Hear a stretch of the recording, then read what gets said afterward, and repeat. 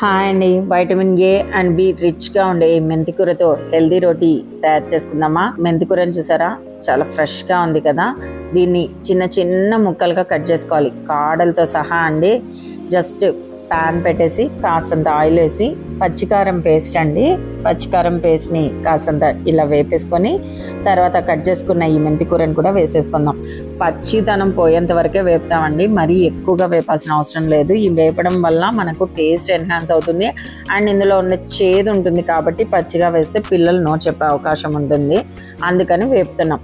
గోధుమ పిండి తీసుకొని ఈ వేపుకున్న మెంతికూరని దాంట్లోకి వేసేసుకున్నాం. నేనైతే హాఫ్ క్యారెట్ని కూడా తురిమేసి వేసానండి. ఇంకా నార్మల్ సాల్ట్ కొద్దిగా పడుతుంది, కొద్దిగా సాల్ట్ వేసుకొని మనం చపాతీ పిండిలో కలిపేసుకొని చక్కగా చపాతీని రుద్దేసుకొని కాల్ చేయడమే. ఎంత హెల్దీ అంటే అంత హెల్దీ అండి. అది అందులోని ఇది లంచ్ బాక్స్ రెసిపీ కూడా అండ్ ఇది కర్డ్స్తో తిన్నా బాగుంటుంది, అసలు ప్లెయిన్గా ఏమీ లేకుండా తిన్నా కూడా బాగుంటుంది. ట్రై చేస్తారు కదూ.